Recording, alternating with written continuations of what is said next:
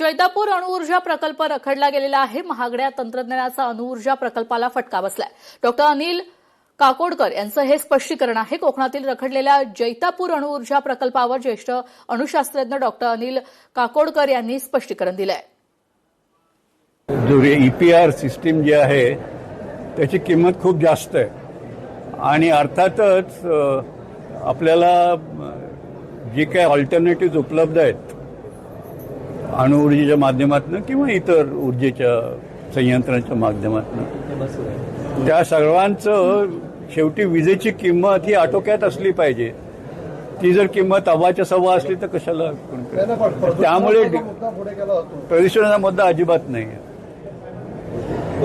Nuclear energy is clean energy to take it from me. पाहूया पुढील महत्वाची बातमी। सिंधुदुर्गच्या आंबोली महादेवगड पॉइंट येथे दरीत कोसळलेल्या पर्यटकाचा शोध सध्या सुरू आहे। कर्नाटकमधील बेळगाव निपाणी येथील 9 जणांचा एक ग्रुप पर्यटनासाठी आंबोलीत आला होता।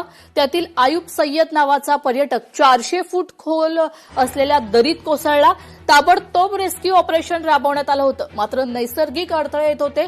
काल थांबवलेली शोध मोहीम आज पुन्हा सकाळी सुरू करण्यात आली आहे।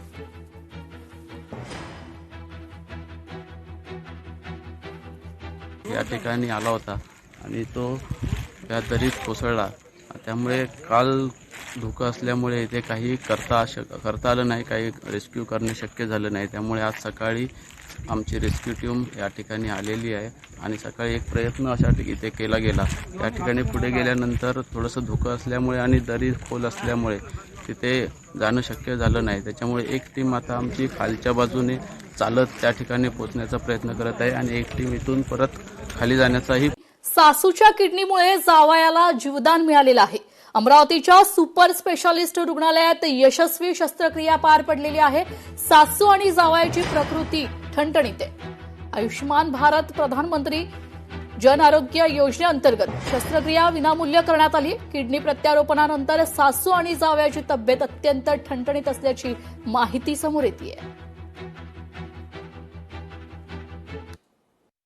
त्यांची सासू त्यांनी समर्थता दर्शवली की मी माझ्या जावयाला किडनी देऊ इच्छिते आणि या संदर्भात आम्ही सर्व फॉर्मॅलिटीज आणि सर्व पेपरवर्क कंप्लीट केल्यानंतर आणि पुढे त्याच्यावरचं सगळ्या लीगल प्रोसिजर कंप्लीट झाल्यानंतर त्याचं मागच्या शुक्रवारी किडनी ट्रान्सप्लांट झालं आणि मला सांगताना अत्यानंद होत आहे की आता त्यांचं क्रिएट 1.3 एवढ्या कमी लेवलवर आलेलं होतं, जे की पहिले 12.5 पर्यंत गेलेलं होतं आणि त्यामुळे त्याला पेशंटला आज एक जीवदान मिळालेलं आहे।